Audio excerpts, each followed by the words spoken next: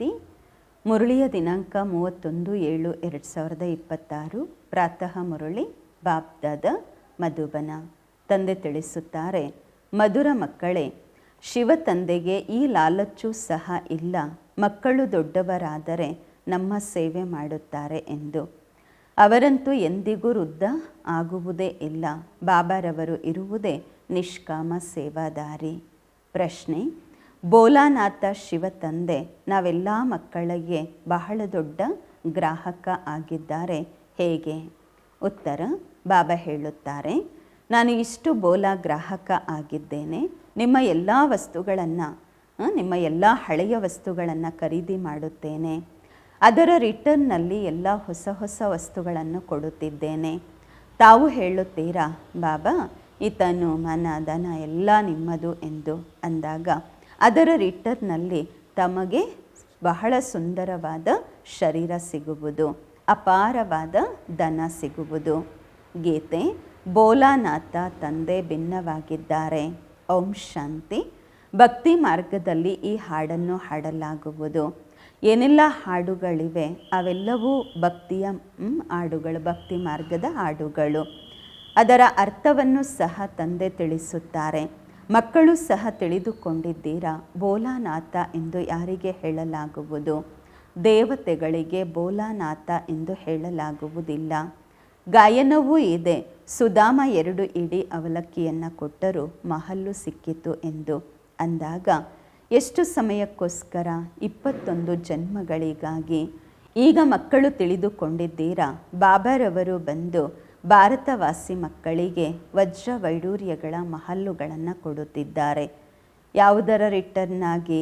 ಮಕ್ಕಳು ಹೇಳುತ್ತೀರಾ, ಬಾಬಾ ಈ ತನು ಮನ ಧನ ಎಲ್ಲವೂ ನಿಮ್ಮದೆಂದು, ನೀವೇ ಕೊಟ್ಟಿರುವಂತಹದ್ದೆಂದು. ಯಾರಿಗಾದರೂ ಮಗು ಜನ್ಮ ಆದರೆ ಹೇಳ್ತಾರೆ ಭಗವಂತ ಕೊಟ್ಟರೆಂದು. ಹಣಕ್ಕೋಸ್ಕರ ಹೇಳ್ತಾರೆ ಭಗವಂತ ಕೊಟ್ಟರೆಂದು. ಹೇಳುವಂತಹವ್ರು ಯಾರು? ಆತ್ಮ. ಭಗವಂತ ಅಂದರೆ ಅರ್ಥ ತಂದೆ ಕೊಟ್ಟರು. ಬಾಬಾ ಹೇಳುತ್ತಾರೆ, ತಮ್ಮ ಬಳಿ ಇರುವಂತಹ ಎಲ್ಲವನ್ನು ಈಗ ನನಗೆ ಕೊಟ್ಟು ಬಿಡಿ. ಅದರ ರಿಟರ್ನ್ನಲ್ಲಿ ನಾನು ನಿಮ್ಮನ್ನು ಬಹಳ ಸುಂದರರನ್ನಾಗಿ ಮಾಡುತ್ತೇನೆ. ಸುಂದರ ತನುವನ್ನು ಟ್ರಾನ್ಸ್ಫರ್ ಮಾಡುತ್ತೇನೆ. ಅಪಾರವಾದ ಸಂಪತ್ತನ್ನು ಕೊಡುತ್ತೇನೆ. ಆದರೆ ಯಾರಿಗೆ ಕೊಡುವುದು? ಅವಶ್ಯವಾಗಿ ಮಕ್ಕಳಿಗೆ ಕೊಡಲಾಗತ್ತೆ ಅಲ್ವಾ? ಲೌಕಿಕ ತಂದೆಯಿಂದ ಅಲ್ಪ ಕಾಲಕ್ಕೋಸ್ಕರ ಸಂಪತ್ತು ಸಿಗುವುದು. ಬೇಹದ್ದಿನ ತಂದೆ ನಮಗೆ ಬೇಹದ್ದಿನ ಆಸ್ತಿಯನ್ನು ಕೊಡುತ್ತಾರೆ. ತಂದೆ ತಿಳಿಸುತ್ತಾರೆ, ಜ್ಞಾನ ಮತ್ತು ಭಕ್ತಿಯಲ್ಲಿ ಹಗಲು ರಾತ್ರಿಯ ಅಂತರವಿದೆ. ಭಕ್ತಿಯಲ್ಲಿ ಅಲ್ಪ ಕಾಲಕ್ಕೋಸ್ಕರ ಸಿಗುವುದು. ಸಂಪತ್ತಿದ್ದರೆ ಸುಖವೂ ಇರುವುದು. ಹಣವೇ ಇಲ್ಲವೆಂದರೆ ಮನುಷ್ಯರು ಎಷ್ಟು ದುಃಖಿಗಳಾಗುತ್ತಾರೆ. ಮಕ್ಕಳು ತಿಳಿದುಕೊಂಡಿದ್ದೀರಾ, ಬಾಬಾರವರು ನಮಗೆ ಅಪಾರವಾದ ಸಂಪತ್ತನ್ನು ಕೊಡುತ್ತಾರೆ. ಆದ್ದರಿಂದ ಖುಷಿ ಆಗುವುದು. ಸುಖಧಾಮದಲ್ಲಂತೂ ಸುಖದ ಕಡಿಮೆ ಇರುವುದಿಲ್ಲ. ಪ್ರತಿಯೊಬ್ಬರಿಗೂ ತಮ್ಮ ತಮ್ಮ ರಾಜಧಾನಿ ಇರುವುದು. ಅದಕ್ಕೆ ಹೇಳಲಾಗುವುದು ಪವಿತ್ರ ಗೃಹಸ್ಥ ಆಶ್ರಮ ಎಂದು. ಅಂದಾಗ ತಂದೆ ಎಷ್ಟು ಮುಗ್ಧವಾಗಿದ್ದಾರೆ, ಏನು ತಗೊಳ್ತಾರೆ ಮತ್ತೇನು ಕೊಡ್ತಾರೆ, ಎಷ್ಟು ಒಳ್ಳೆಯ ಗ್ರಾಹಕ ಆಗಿದ್ದಾರೆ ಬಾಬಾರವರು. ತಾವು ಮಕ್ಕಳು ಸಹ ಬಾಬಾರವರ ಗ್ರಾಹಕರಾಗಿದ್ದೀರಾ. ಮಕ್ಕಳ ಜನ್ಮವಾಗುವುದು, ಪೂರ್ತಿ ಆಸ್ತಿ ಅವ್ರದ್ದೇ ಆಗತ್ತೆ. ಅವರು ಹದ್ದಿನ ಗ್ರಾಹಕರು. ಬಾಬಾ ಬೇಹದ್ದಿನ ಬೋಲಾನಾಥ, ಬೇಹದ್ದಿನ ಮಕ್ಕಳ ಗ್ರಾಹಕರು. ಬಾಬಾ ಹೇಳುತ್ತಾರೆ, ನಾನು ಪರಮಧಾಮದಿಂದ ಬಂದಿದ್ದೇನೆ. ಹಳೆಯದೆಲ್ಲವನ್ನು ನಿಮ್ಮಿಂದ ತೆಗೆದುಕೊಂಡು ಹೊಸ ಪ್ರಪಂಚದಲ್ಲಿ ನಿಮಗೆ ಎಲ್ಲವನ್ನು ಕೊಡುತ್ತಿದ್ದೇನೆ. ಆದ್ದರಿಂದ ನನಗೆ ದಾತ ಎಂದು ಹೇಳುತ್ತಾರೆ. ದಾತಾನೂ ಸಹ ಬಾಬಾರವರಂತಹವರು ಬೇರೆ ಯಾರೂ ಇಲ್ಲ. ಬಾಬಾ ನಿಷ್ಕಾಮ ಸೇವೆ ಮಾಡುತ್ತಾರೆ. ಬಾಬಾ ಹೇಳ್ತಾರೆ, ನಾನು ನಿಷ್ಕಾಮಿಯಾಗಿದ್ದೇನೆ, ನನಗೆ ಯಾವುದೇ ಲಾಲಚ್ಚು ಇಲ್ಲ. ಈ ರೀತಿಯೂ ಹೇಳುವುದಿಲ್ಲ, ಮಕ್ಕಳ ಕೆಲಸವಾಗಿದೆ ವೃದ್ಧ ಆಗಿರುವ ತಂದೆ ತಾಯಿಯ ಸಂಭಾಲನೆ ಮಾಡುವುದು ಎಂದು. ಏಕೆಂದರೆ ನಾನು ನಿಮ್ಮ ಸಂಭಾಲನೆ ಮಾಡ್ತಿದ್ದೀನಿ. ಆ ರೀತಿ ಲೌಕಿಕದಲ್ಲಿ ನಿಯಮ ಇರುತ್ತೆ, ವೃದ್ಧ ಆದರೂ ವಯಸ್ಸಾಯಿತು ಅಪ್ಪ ಅಮ್ಮನಿಗೆ ಅಂದರೆ ಮಕ್ಕಳು ಪಾಲನೆ ಮಾಡಬೇಕು.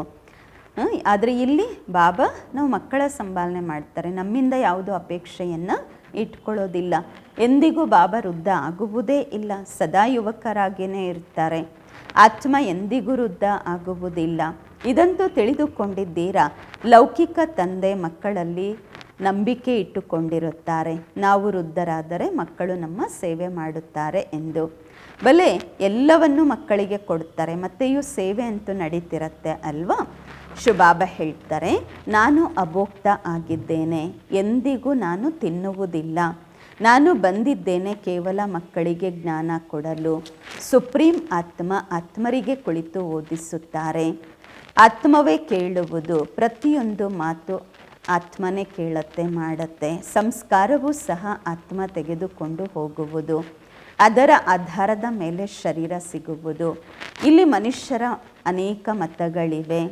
ಕೆಲವರು ಹೇಳ್ತಾರೆ ಆತ್ಮ ಪರಮಾತ್ಮ ಆಗಿದ್ದಾರೆ ಎಂದು, ಏನು ಲೇಪಚೇಪ ಆಗುವುದಿಲ್ಲ ಎಂದು ಹೇಳ್ತಾರೆ. ಆತ್ಮ ನಿರ್ಲೇಪ ಎಂದು ಹೇಳುತ್ತಾರೆ. ಒಂದು ವೇಳೆ ಆತ್ಮ ನಿರ್ಲೇಪ ಆಗುವುದಾದರೆ ಯಾಕೆ ಹೇಳ್ತಾರೆ ಪುಣ್ಯ ಆತ್ಮ ಪಾಪ ಆತ್ಮ ಎಂದು? ಒಂದು ವೇಳೆ ಆತ್ಮ ನಿರ್ಲೇಪವಾಗಿರುವುದಾದರೆ ಹೇಳಲಾಗತ್ತೆ ಪಾಪ ಶರೀರ ಪುಣ್ಯ ಶರೀರ ಎಂದು. ಈಗ ತಾವು ತಿಳಿದುಕೊಂಡಿದ್ದೀರಾ? ಎಲ್ಲ ಆತ್ಮರಿಗೆ ಆತ್ಮಿಕ ತಂದೆ ನಮಗೆ ಓದಿಸುತ್ತಿದ್ದಾರೆ. ಈ ಶರೀರದ ಮೂಲಕ ಆತ್ಮನನ್ನು ಕರೆಯಲಾಗುವುದು. ಹೇಳ್ತಾರೆ ನಾವು ತಂದೆಯ ಆತ್ಮ ನಮ್ಮ ತಂದೆ ಆತ್ಮ ಬಂದಿದ್ರು, ಊಟ ಟೇಸ್ಟ್ ಮಾಡಿದ್ರು ಅಂತ. ಆತ್ಮನೇ ಟೇಸ್ಟ್ ತಗೊಳುತ್ತೆ ಅಲ್ವಾ? ಬಾಬರೂರಂತೂ ಎಂದಿಗೂ ಆ ರೀತಿ ಹೇಳುವುದಿಲ್ಲ. ಬಾಬರೂರಂತೂ ಅಭೋಕ್ತ ಆಗಿದ್ದಾರೆ, ಬ್ರಾಹ್ಮಣರಿಗೆ ತಿನ್ನಿಸುತ್ತಾರೆ. ಆತ್ಮ ಬರುತ್ತೆ, ಎಲ್ಲಾದರೂ ವಿರಾಜಮಾನ ಆಗತ್ತೆ ದೇಹದಲ್ಲಿ. ಬ್ರಾಹ್ಮಣರಿಗೆ ತಿನ್ನಿಸುವುದು ಭಾರತದಲ್ಲಿ ಕಾಮನ್ ಮಾತಾಗಿದೆ. ಆತ್ಮನನ್ನು ಕರೆಯುತ್ತಾರೆ, ಕೇಳುತ್ತಾರೆ. ಮತ್ತು ಕೆಲವು ಮಾತುಗಳು ಸತ್ಯನೂ ಇರುತ್ತೆ. ಈ ಪಿತೃ ತಿನ್ನಿಸುವುದು ಅದೆಲ್ಲ ಡ್ರಾಮಾದಲ್ಲಿ ನಿಗದಿಯಾಗಿದೆ. ಶ್ರಾದ್ದ ಮಾಡುವುದು ಅದೆಲ್ಲ ಡ್ರಾಮಾದಲ್ಲಿ ನಿಗದಿಯಾಗಿದೆ.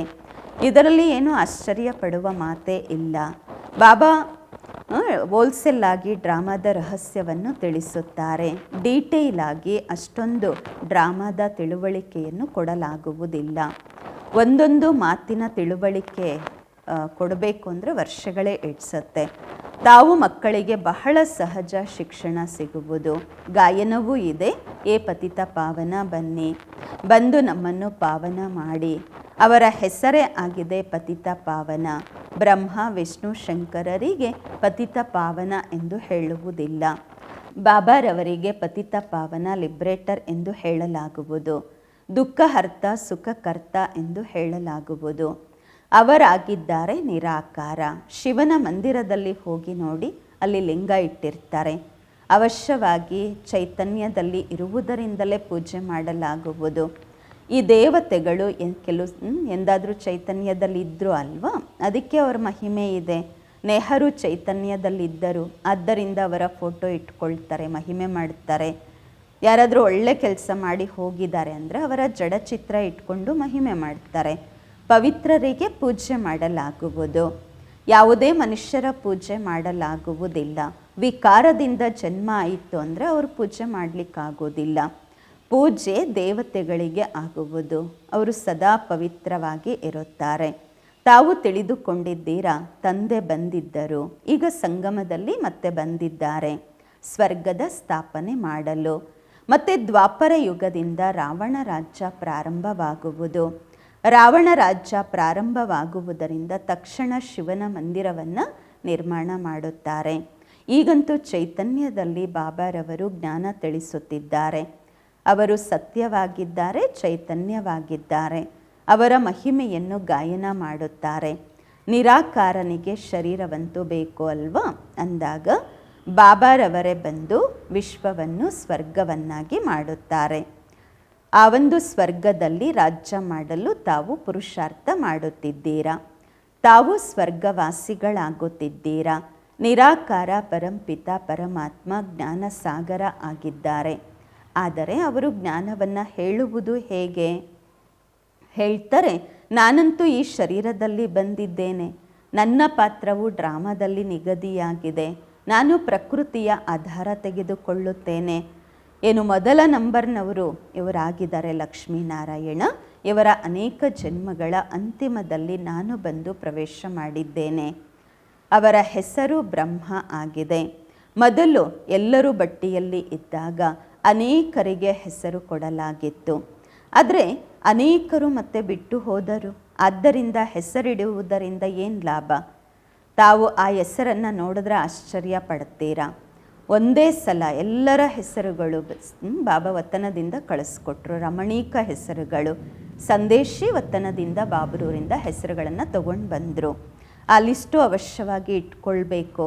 ಯಾವಾಗ ಸನ್ಯಾಸಿಗಳು ಸಹ ಸನ್ಯಾಸ ಮಾಡುತ್ತಾರೆ ಆಗ ಅವರ ಹೆಸರು ಸಹ ಪರಿವರ್ತನೆ ಆಗುವುದು. ಮನೆ ಮಠ ಬಿಟ್ಟು ಹೋಗ್ತಾರೆ, ನೀವಂತೂ ಬಿಡೋದಿಲ್ಲ. ಬ್ರಹ್ಮರವರಿಗೆ ಬಂದು ಮಕ್ಕಳಾಗುತ್ತೀರಾ, ಶಿವನಿಗಂತೂ ಮಕ್ಕಳಿದ್ದೇ ಇದ್ದೀರಾ. ತಾವು ಹೇಳುತ್ತೀರಾ ಬಾಪ್ ದಾದಾ ಎಂದು. ಸನ್ಯಾಸಿಗಳದು ಆ ರೀತಿ ಇರುವುದಿಲ್ಲ. ಬಲೆ ಹೆಸರು ಬದಲಾಯಿಸ್ಕೊಳ್ತಾರೆ, ಆದರೆ ಬಾಪ್ ದಾದಾ ಅಂತೂ ಅವರಿಗೆ ಸಿಗೋದಿಲ್ಲ. ಕೇವಲ ಗುರು ಸಿಗ್ತಾರಷ್ಟೇ. ಹಠಯೋಗಿಗಳು ಹಠದ ಸನ್ಯಾಸಿಗಳು ಮತ್ತು ರಾಜಯೋಗಿಗಳು ಬೇಹದ್ದಿನ ಸನ್ಯಾಸಿಗಳು. ಹಗಲು ರಾತ್ರಿಯ ಅಂತರವಿದೆ. ಗಾಯನವೂ ಮಾಡಲಾಗುವುದು. ಜ್ಞಾನ, ಭಕ್ತಿ ಮತ್ತು ವೈರಾಗ್ಯ. ಆ ಸನ್ಯಾಸಿಗಳಿಗೂ ಸಹ ವೈರಾಗ್ಯ ಇರುತ್ತೆ, ಆದರೆ ಅವರು ಮನೆ ಮಟ್ಟದ ಜೊತೆ ವೈರಾಗ್ಯ ಮಾಡ್ತಾರೆ. ನಿಮಗಂತೂ ಪೂರ್ತಿ ಹಳೆಯ ಪ್ರಪಂಚದ ಜೊತೆಗೆ ವೈರಾಗ್ಯ ಇದೆ. ಅವರಿಗೆ ಗೊತ್ತೇ ಇಲ್ಲ ಸೃಷ್ಟಿ ಬದಲಾಗತ್ತೆ ಎಂಬುದು. ನಿಮ್ಮದು ಬೇಹದ್ದಿನ ವೈರಾಗ್ಯ. ಈ ಸೃಷ್ಟಿಯ ಸಮಾಪ್ತಿಯಾಗುವುದು. ನಿಮಗಾಗಿ ಹೊಸ ಪ್ರಪಂಚ ತಯಾರಾಗುತ್ತಿದೆ. ಅಲ್ಲಿ ತಾವು ಹೋಗಬೇಕು. ಆದರೆ ಪಾವನರಾಗದ ವಿನಃ ಅಲ್ಲಿ ಹೋಗಲು ಸಾಧ್ಯವಿಲ್ಲ. ಮನಸ್ಸಿನಲ್ಲಿ ಈ ವಿಚಾರ ಅಂತೂ ಬರುತ್ತೆ ಅಲ್ವಾ? ಅವಶ್ಯವಾಗಿ ಹೊಸ ಪ್ರಪಂಚದಲ್ಲಿ ದೇವಿ ದೇವತೆಗಳ ರಾಜ್ಯ ಇತ್ತು. ಈಗ ತಂದೆಯೇ ಅದನ್ನು ಸ್ಥಾಪನೆ ಮಾಡುತ್ತಿದ್ದಾರೆ. ತಾವು ತಿಳಿದುಕೊಂಡಿದ್ದೀರಾ, ಶಿವ ತಂದೆಯನ್ನು ನೆನಪು ಮಾಡುವುದರಿಂದ ನಾವು ಪುಣ್ಯ ಆತ್ಮ ಆಗುತ್ತೇವೆ. ಬಹಳ ಸಹಜ. ಮತ್ತೆಯೂ ಮರೆತು ಹೋಗುತ್ತದೆ. ಭಕ್ತಿ ಮಾರ್ಗದ ರೀತಿ ಪದ್ಧತಿ ಬಿಲ್ಕುಲ್ ಭಿನ್ನವಾಗಿದೆ. ವಾಪಸ್ ತಮ್ಮ ಮನೆಗೆ ಯಾರೂ ಹೋಗಲು ಸಾಧ್ಯವಿಲ್ಲ. ಪುನರ್ಜನ್ಮವಂತೂ ನಾವು ಅವಶ್ಯವಾಗಿ ಪಡೆಯಲೇಬೇಕು. ಮನೆಗೆ ಹೋಗುವ ಸಮಯ ಒಂದೇ ಆಗಿದೆ. ಇಂತಹವರು ಮೋಕ್ಷ ಪ್ರಾಪ್ತಿ ಮಾಡಿಕೊಂಡ್ರು, ಅದು ಇದು ಏನೆಲ್ಲ ಹೇಳುತ್ತಾರೆ. ಬಾಬಾ ಹೇಳುತ್ತಾರೆ, ಯಾವುದೇ ಆತ್ಮ ಮಧ್ಯದಿಂದ ವಾಪಸ್ ಹೋಗಲು ಸಾಧ್ಯವಿಲ್ಲ. ಇಲ್ಲವೆಂದರೆ ಪೂರ್ತಿ ಆಟವೇ ಕೆಟ್ಟು ಹೋಗುವುದು. ಪ್ರತಿಯೊಬ್ಬರೂ ಸತೋ ರಜೋ ತಮೋನಲ್ಲಿ ಅವಶ್ಯವಾಗಿ ಬರಲೇಬೇಕು. ಮೋಕ್ಷಕ್ಕಾಗಿ ಬಹಳಷ್ಟು ಜನ ಬರ್ತಾರೆ. ತಿಳಿಸಲಾಗತ್ತೆ, ಮೋಕ್ಷವಂತೂ ಸಿಗುವುದಿಲ್ಲ. ಇದಂತೂ ಅನಾದಿ ಮಾಡಲ್ಪಟ್ಟ ಡ್ರಾಮಾ. ಅದು ಎಂದಿಗೂ ಬದಲಾಗಲು ಸಾಧ್ಯವಿಲ್ಲ.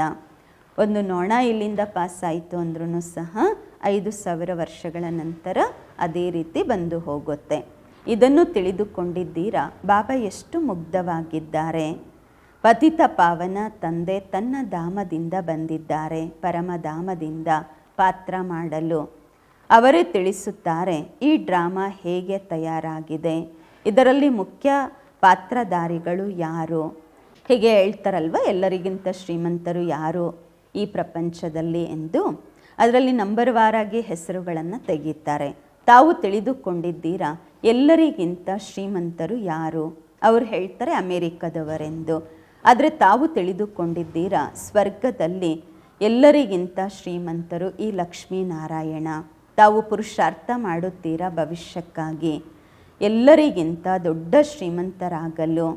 ಇದು ರೇಸ್ ಆಗಿದೆ. ಈ ಲಕ್ಷ್ಮೀನಾರಾಯಣರಷ್ಟು ಶ್ರೀಮಂತರು ಮತ್ಯಾರೂ ಇರುವುದಿಲ್ಲ.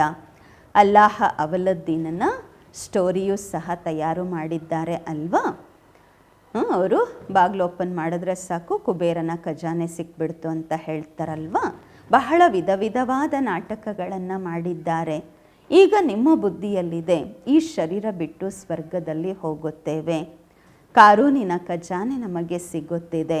ಬಾಬಾ ಹೇಳುತ್ತಾರೆ, ನನ್ನನ್ನು ನೆನಪು ಮಾಡುವುದರಿಂದ ಮಾಯೆ ಏಕದಮ್ ಓಡಿ ಹೋಗುವುದು. ತಂದೆಯನ್ನು ನೆನಪು ಮಾಡದಿದ್ದರೆ ಮಾಯೆ ಮತ್ತೆ ಬೇಜಾರು ಮಾಡಿಸುತ್ತದೆ. ಹೇಳ್ತಾರೆ, ಬಾಬಾ ನಮಗೆ ಮಾಯೆಯ ಬಿರುಗಾಳಿಗಳು ತುಂಬ ಬರುತ್ತೆ ಬಾಬಾ ಎಂದು. ಬಾಬಾ ಹೇಳ್ತಾರೆ, ಸರಿ ಬಾಬರೂರನ್ನು ಪ್ರೀತಿಯಿಂದ ನೆನಪು ಮಾಡಿ ಬಿರುಗಾಳಿಗಳೆಲ್ಲ ಹೊರಟೋಗುತ್ತೆ. ಬಾಕಿ ನಾಟಕ ಎಲ್ಲ ಕೂತ್ಕೊಂಡು ತಯಾರು ಮಾಡಿದ್ದಾರೆ, ಮಾತು ಬೇರೆ ಏನೂ ಇಲ್ಲ. ಬಾಬಾ ಎಷ್ಟು ಸಹಜ ಮಾಡಿ ತಿಳಿಸುತ್ತಾರೆ. ಕೇವಲ ತಂದೆಯನ್ನು ನೆನಪು ಮಾಡಿದಾಗ ನಿಮ್ಮಲ್ಲಿ ಏನೆಲ್ಲ ವಿಕಾರಗಳ ತುಕ್ಕಿಳಿದಿದೆ ಅದೆಲ್ಲ ಬಿಟ್ಟು ಹೋಗುವುದು. ಬೇರೆ ಯಾವುದೇ ಕಷ್ಟ ಇಲ್ಲ.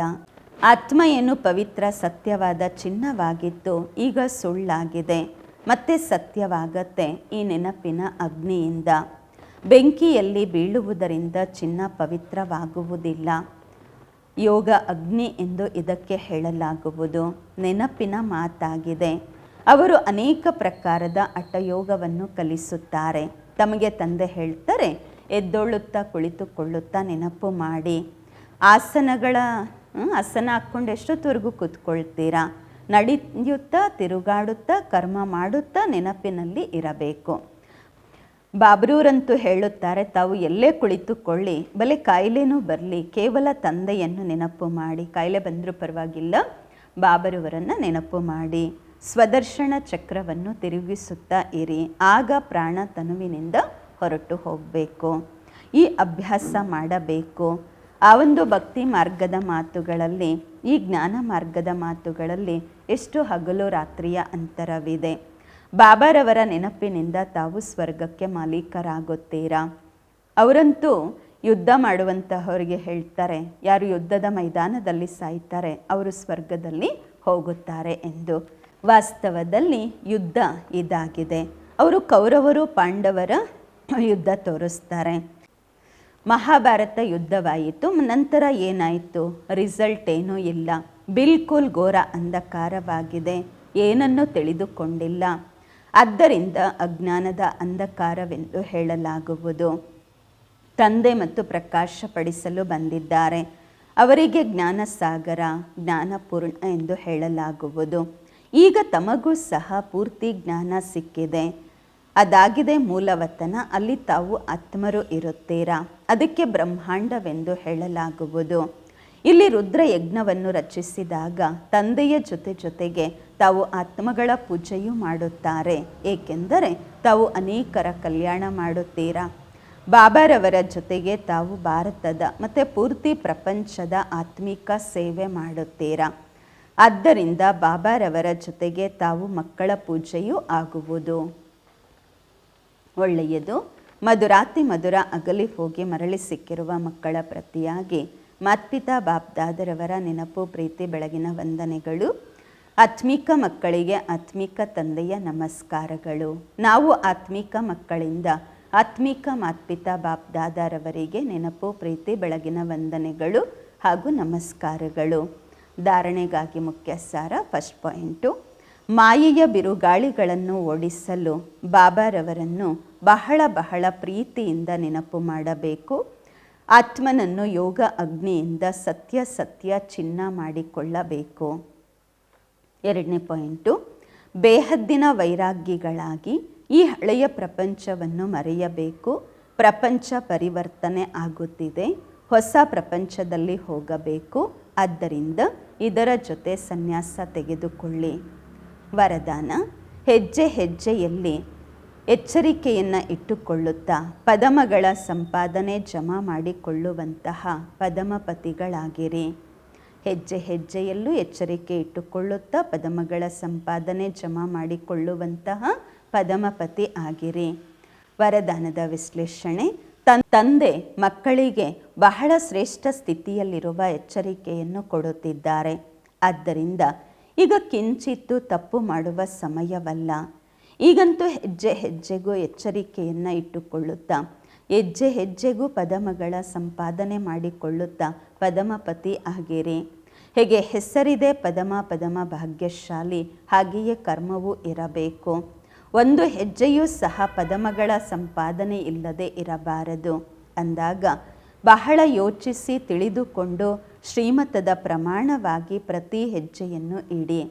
ಶ್ರೀಮತದಲ್ಲಿ ಮನ್ಮತವನ್ನು ಮಿಕ್ಸ್ ಮಾಡಬೇಡಿ. ಸ್ಲೋಗನ್: ಮನಸ್ಸನ್ನು ಆರ್ಡರ್ ಪ್ರಮಾಣ ನಡೆಸಿದಾಗ ಮನ್ಮನಾಭವದ ಸ್ಥಿತಿ ಸ್ವತಃವಾಗಿ ಇರುವುದು. ಮನಸ್ಸನ್ನು ಆರ್ಡರ್ ಪ್ರಮಾಣವಾಗಿ ನಡೆಸಿದಾಗ ಮನ್ಮನಾಭವದ ಸ್ಥಿತಿ ಸ್ವತಃವಾಗಿ ಇರುವುದು. ಅವ್ಯಕ್ತ ಇಶಾರೆ: ಜ್ವಾಲಾ ಸ್ವರೂಪ ಸ್ಥಿತಿಯಲ್ಲಿದ್ದು ಶಕ್ತಿಶಾಲಿ ನೆನಪಿನ ಅನುಭವ ಮಾಡಿ. ನೆನಪನ್ನು ಶಕ್ತಿಶಾಲಿ ಮಾಡಿಕೊಳ್ಳಲು ವಿಸ್ತಾರದಲ್ಲಿ ಹೋಗಿ ಸಾರದ ಸ್ಥಿತಿಯ ಅಭ್ಯಾಸ ಕಡಿಮೆ ಮಾಡಿಕೊಳ್ಳಬೇಡಿ. ವಿಸ್ತಾರದಲ್ಲಿ ಸಾರ ಮರೆಯಬಾರದು. ತಿನ್ನಿ ಕುಡಿರಿ ಸೇವೆ ಮಾಡಿ ಅದರ ಭಿನ್ನತೆಯನ್ನು ಮರೆಯಬೇಡಿ.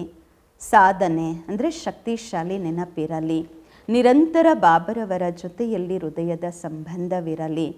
ಸಾಧನೆ ಎಂದು ಇದಕ್ಕೆ ಹೇಳಲಾಗುವುದಿಲ್ಲ ಕೇವಲ ಯೋಗದಲ್ಲಿ ಕುಳಿತುಕೊಂಡೆವು ಎಂದು. ಆದರೆ ಹೇಗೆ ಶರೀರದಿಂದ ಕುಳಿತುಕೊಳ್ಳುತ್ತೀರಾ ಹಾಗೆ ಮನಸ್ಸು, ಬುದ್ಧಿ, ಹೃದಯ ಒಬ್ಬ ಬಾಬರವರ ಕಡೆ ಇರಬೇಕು. ಬಾಬನ ಜೊತೆಯಲ್ಲಿ ಕುಳಿತಿರಬೇಕು.